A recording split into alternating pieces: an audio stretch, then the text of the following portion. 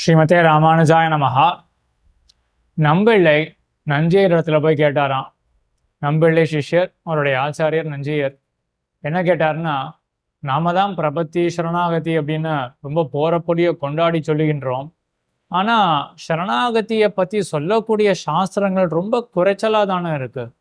எல்லா சாஸ்திரங்களும் பக்தி யோகம், கர்மயோகம் இதை பத்திலாம் சொல்றதே ஒழிய சரணாகதியை பத்தி சொல்லக்கூடிய சாஸ்திரம் பெருசா ஒன்றும் தென்படவில்லையே. ஒண்ணு. மத்தொன்னு, சரணாகதர்கள் பெருசா தென்படவில்லையே. எல்லாருமே யோகிகளாக இருந்து காட்டுல போய் வாழ்ந்து பக்தியோகம் பண்ண வேணும், அது பண்ண வேண்டும், தபசு பண்ண வேணும் அப்படின்னு தான் இருக்கார்களே ஒழிய யாரும் பிரபன்னர்கள் என்று பெருசா யாரும் தெரியலையே அப்படின்னு அந்த காலத்துல நம்பிள்ளை நஞ்சியர் இடத்துல கேட்டார். ஆக சரணாகதியை பத்தி சொல்லக்கூடிய சாஸ்திரங்கள் பெருமையா ஒன்றும் இல்லையே, மற்றொன்று அதை செய்யக்கூடியவர்கள் எண்ணிக்கை ஒன்றும் ரொம்ப அதிகமாக இல்லையே என்ற ரெண்டு சந்தேகங்கள் நம்பிள்ளைக்கு இருக்க, அதற்கு நஞ்சியர் முதல்ல என்ன அருளி செய்தார்னா, இங்க பாரு, நீ என்னுடைய சிஷ்யன், நான் ஆச்சாரியன், நான் சொல்றத மீதூர்ந்து உனக்கு வேற ஒரு பிரமாணம் தேவையானா? நஞ்சியர் ஆச்சாரியர் சொல்றார் பிரபத்தி சரணாகதி உயர்ந்த மார்க்கம், இது உனக்கு ஒரு பிரமாணமா போதாதா? இதற்கு மேல நான் பிரமாணம் வேற காட்ட வேணுமா அப்படின்னு முதல்ல நஞ்சியர் சாதித்தார். இது அப்படியே பரமமான அர்த்தம்னு எடுத்துக்கொள்ளக்கூடாது. ஏன்னா ஆச்சாரியன் அவர் சொல்றார் அப்படின்றதுக்காகவே சிஷ்யன் எடுத்துப்பான் அப்படின்றது கிடையாது. ஆச்சாரியஸ்ய ஞானவத்வம் அனுமாய அப்படின்னு தான் எம்பெருமானார் ஸ்ரீபாஷ்யத்துல சாதிக்கிறார்.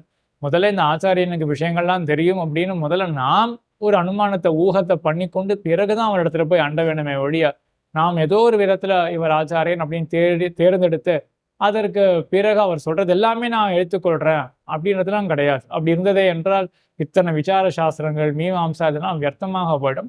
ஆகையினால சிஷ்யன் கண்டிப்பா யோசிக்கணும். முதல் நஞ்சியர் எங்க சாதித்த அர்த்தம் என்ன அப்படின்னா, இவ்வளவு நான் சொல்லியிருக்கேனே, இவ்வளவு அர்த்தங்களை கொண்டு நீ புரிஞ்சுக்க வேண்டாமா? நான் பூர்வாச்சாரிய பரம்பரா பிராப்தமான அர்த்தத்தை தான் சொல்ல போறேன், தனித்தொன்னு சொல்ல போறது கிடையாது. இது ஒன்னே உனக்கு பிரமாணமாக ஆகாதா அப்படின்னு தாற்பயம் வைத்துக் கொள்ள வேண்டும். ஆனால் அதற்கு மேல நஞ்சியர் சாதிக்கக்கூடியது என்னன்னா, இதற்கு உன்னுடைய கேள்வி என்ன? நம்பிள்ளையே உன்னுடைய கேள்வி என்ன அப்படின்னா, பக்தி யோகத்தையோ கர்மயோகத்தையோ பத்தி சொல்லக்கூடிய சாஸ்திரங்கள் ஏராளமாக இருக்கின்றன. பிரபத்திய சரணாகதியை பத்தி சொல்லக்கூடிய சாஸ்திரம் அவ்வளவா தெரியலையே என்று. என்னுடைய பதில் என்ன அப்படின்னா, இதற்கு ஒரு பிரமாணமே தேவை கிடையாது. பிரமாணம் தேவை கிடையாது அப்படின்னா, எம்பெருமானை நீ பற்று அப்படின்னு ஒரு சாஸ்திரம் தேவை கிடையாது. பண்ணுன்னு சொல்ற சாஸ்திரம் தேவை கிடையாது. நம்மளுடைய கேள்வி என்ன? கர்மயோகத்தை பண்ணு அப்படின்னு சொல்றதுக்கு 1000 சாஸ்திர வாக்கியங்கள் இருக்கு. பக்தி யோகத்தை பண்ணு அப்படின்னு சொல்றதுக்கு 10,000 சாஸ்திர வாக்கியங்கள் இருக்கு. பிரபத்திய பண்ணு அப்படின்னு சொல்றதுக்கு அந்த அளவுக்கு சாஸ்திர வாக்கியங்கள்லாம் இல்லையே அப்படின்னு தான் கேள்வி. அதற்கு நஞ்சியர் முதல்ல என்ன பதில் உரைக்கிறார் அப்படின்னா, இதற்கு சாஸ்திர வாக்கியமே தேவை கிடையாது. இதுதான் அர்த்தாபத்தி அப்படின்னு சொல்லுவார்கள். தேவதத்தன் அப்படின்னு ஒருத்தன் இருக்கான். அவன் காலையில் உண்பதில்லை, ஒரு வாக்கியம். மத்தொன்னு, அவன் பருத்து இருக்கிறான், 2வது வாக்கியம். 3வது வாக்கியம் தேவையான, அவன் இரவில் உண்ணுகிறான், தனி வாக்கியம் தேவையே கிடையாது. இந்த 2 வாக்கியமே போதாதா? காலையில் உண்பதில்லை, ஆனாலும் பருத்து இருக்கிறான். அப்ப நாமே 3வது வாக்கியத்தை வருவித்துக் கொள்ள மாட்டோமா? அவன் பருத்து இருக்கிறான், அதாவது பருத்து இருக்கிறபடினால் அவன் இரவில் உண்கிறான் அப்படின்றத நாமே வருவித்துக் கொள்ள மாட்டோமா? அந்த மாதிரி தான் நஞ்சியர் இங்க சாதிக்கிறார். பிரபத்தி பண்ணு அப்படின்னு சொல்றதுக்கு தனியான ஒரு சாஸ்திரமே தேவை கிடையாது. ஏன்னா 2 சொல்லி இருக்கு சாஸ்திரம். என்ன சொல்லி இருக்குன்னா, எம்பெருமான் சர்வசக்தன், எம்பெருமான் பரம காருணிகன் 2 சொல்லி இருக்கு. இது எம்பெருமானை பத்தி தெரிஞ்சுட்டோம், அவன் சர்வசக்தன் பரம காருணிகன் அப்படின்னு. அதே போல பிராப்தியன் சேஷன் எல்லா சேஷி அப்படின்றது எல்லாமே நாம் தெரிஞ்சுட்டோம் அவனை பத்தி. நம்ம பத்தி நாம் என்ன தெரிஞ்சுக்கலாம் அப்படின்னா, நம்ம சம்சாரத்துல ரொம்ப கஷ்டப்பட்டு இருக்கோம் அப்படின்றத கண்கூடாவே தெரிஞ்சுக்கலாம். இதுக்கு ஒண்ணு சாஸ்திரம் தேவை கிடையாது. இப்படி இருக்கும் பொழுது ஒருத்தன் நதியில தத்தளிச்சுட்டு இருக்கான். கரையோரமா ஒருத்தன் இருக்கான், நல்ல நெடுன்னு உயரமா இருக்கான், நல்ல கட்டடங்க, நல்ல கால பருவத்துல நல்ல சக்திமானாக ஒருத்தன் இருக்கான். அவன் பக்கத்திலே ஒரு கிளை இருக்கு. அவன் அபார கருணாமூர்த்தி அப்படின்னு நம்ம தெரிஞ்சுட்டு இருக்கோம். அவன் பக்கத்துல தான் இருக்கான் அப்படின்னு வச்சுப்போமே, ரொம்ப கருணை உள்ளம் படைத்தவன், சட்டுன்னு உதவுவான் அப்படின்னு தெரிஞ்சுட்டோம். நம்மளும் நதியில தத்தளிச்சுட்டு இருக்கோம். சட்டுன்னு அவனை கூப்பிட்டு, டேய் கொஞ்சம் கையை கூடுறா அப்படின்னு சொல்ல மாட்டோமா? அதே போலதான் இங்கேயும். இப்போ கையை கூட்டுன்னு சொல்லு அப்படின்னு யாராவது சொல்ல வேண்டியிருக்கான்னு நமக்கே தெரியாதா? அதே மாதிரிதான் இங்கேயும் எம்பெருமான் பரம காருணிகன், பரமசக்தன் அப்படின்றத தெரிஞ்சுட்டு நாம் கஷ்டப்படுறோம் அப்படின்றத தெரிஞ்சுட்டோமே என்றால் இயற்கையாகவே எம்பெருமான் திருவடிகள்ல போய் அடியேன் அப்படின்னு விழமாட்டோமா? இதைதான் ராகப்பிராப்தம் அப்படின்னு சொல்லுவா. ஒரு விதி சொல்லிதான் எம்பெருமான் திருவடிகளை பற்ற வேணும்னு அவசியமே கிடையாது, பிரமாணமே வேண்டாமே அப்படின்னு நஞ்சியர் சாதிச்சு மேலும் சாதிக்கிறார். இதுல பிரமாணமே இல்லை அப்படின்னா ஒரு வச்சனமுமே கிடையாது அப்படின்னு நினைக்க வேண்டாம். முமுக்ஷுர்வை சரணமகம் பிரபத்யே அப்படின்னு பிரபத்தியை பத்தி சொல்லக்கூடிய சாஸ்திரங்களும் இருக்கின்றன என்று ஒரு சமாதானம் சொல்ல நம்மளுக்கு ஒரே உகப்பு. மற்றொரு கேள்வி இருந்ததே, சரி சரணாகதி பண்ணு அப்படின்னு சொல்றதுக்கு வெளிப்படையாக எக்ஸ்பிளிசிட்டா நிறைய சாஸ்திர வச்சனங்கள் தேவை கிடையாது அப்படின்றத நம்மள இப்ப புரிஞ்சுட்டார். ஆனா ஏன் பிரபன்னர்களுடைய எண்ணிக்கை அந்த அளவுக்கு இல்லை?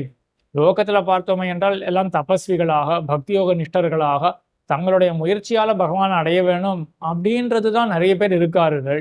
பிரபத்தி மூலமா நான் ஒண்ணுமே பண்ண மாட்டேன், அவரே நான் காப்பாத்துவார் அப்படின்ற மாதிரி ஒரு எண்ணத்தோட யாரும் இருக்கிறதா தெரியலையே அப்படின்னு நம்பிள்ளை கேட்டார். நம்பிள்ளை காலத்துல இந்த காலத்துல கூட அது நன்றாகவே ஒக்கும்.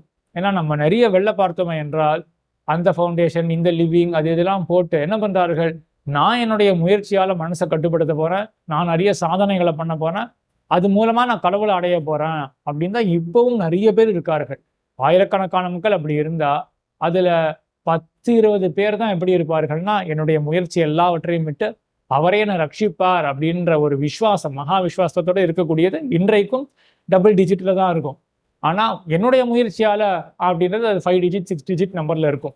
இப்படி அந்த காலத்திலும் நம்மள காலத்திலும் எப்படி இருந்தது அப்படின்னா பக்தி யோகம் அது இந்த உபாயங்கள்லாம் இது அனுஷ்டானம் பண்ணக்கூடியவர்கள் தான் நிறைய இருக்கார்கள், இங்க கம்மியா இருக்கார்களே என்று கேட்க அதற்கு நஞ்சியர் சொன்னார், அதனால இப்போ என்ன, உயர்ந்த விஷயம்னாலே ஆளு கம்மியா தான் இருக்கும், அல்பமான விஷயங்களுக்கு தான் நிறைய எண்ணிக்கை இருக்கும் அப்படின்னு அன்னைக்கே நஞ்சியர் சாதித்தார்.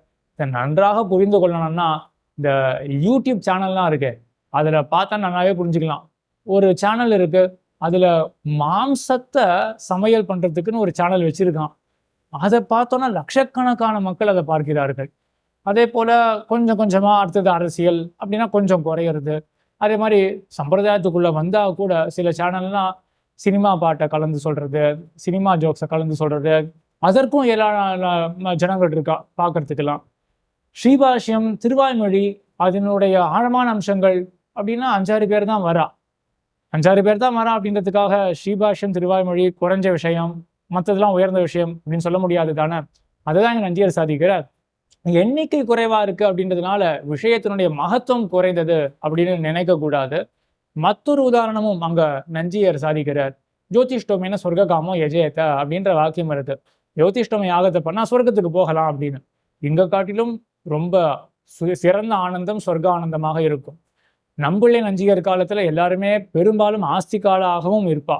அப்ப வேதத்துல நல்ல விசுவாசம் கொண்டவர்களாக இருப்பா. ஜோதிஷ்டோம யாகத்தை பண்ணா கண்டிப்பா சொர்க்கம் போக முடியும் அப்படின்னு எல்லாருக்கும் விசுவாசம் இருக்கும். இருந்தாலும் கூட ஒரு ஊர்ல எல்லாருமே ஐஸ்வர்யார்த்திகள் தானே, எல்லாருக்குமே என்ன எல்லாருமே மோட்சமா விரும்ப போறார்கள், எல்லாருமே ஐஸ்வர்யார்த்திகள் தான்.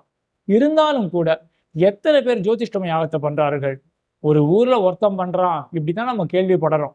ஜோதிஷ்டோம யாகம் அல்பமான ஸ்வர்க்கத்துக்கு சாதனம். இவர்கள் எல்லாமே ஐஸ்வர்யார்த்திகள் தான், மேலும் மேலும் உடம்பால சுகம் வேணும் அப்படின்னு இருக்கக்கூடியவர்கள் தான் இந்த லோகத்துல உள்ளவர்கள். அப்படி இருக்கக்கூடியவர்கள் ஜோதிஷ்டமையாக பண்றதுக்கே 4 பேர் தான் வரார்கள்னா பிரபத்திக்கு கேட்க வேணுமா? பிரபன்னர்கள் இன்னுமே கம்மியா தானே இருப்பார்கள். ஆனாலும் கூட இந்த விஷயத்தினுடைய உயர்த்திக்கு அது குறைவுன்னு வைத்துக் கொள்ளக்கூடாது. செய்யக்கூடிய அதிகாரிகள் எண்ணிக்கை குறைவு அப்படின்றதுக்காக விஷயம் குறைந்ததுன்னு நம்ம நினைக்க வேண்டாம் அப்படின்னு சொன்ன உடனே இப்போ நம்பிள்ளைக்கு ஒரே திருப்தி. அவருடைய 2 சந்தேகங்கள் இருந்தது. பிரபத்தியை நாம் உயர்ந்ததுன்னு சொல்றாங்க, பிரபன்னாலும் உயர்ந்தவாள் அப்படின்னு சொல்றாங்க, எண்ணிக்கை அப்படி இல்லையே அப்படின்னும் பொழுது எண்ணிக்கையை ஒரு பொருட்டாவே எடுத்துக்க வேண்டாம் அப்படின்னு நஞ்சியருடைய பதிலை கேட்டு நம்பிள்ளைக்கு பரம திருப்தியாக இருந்தது. ஆழ்வார் திருவடிகளே சரணம், எம்பெருமானார் திருவடிகளே சரணம், ஜீயர் திருவடிகளே சரணம்.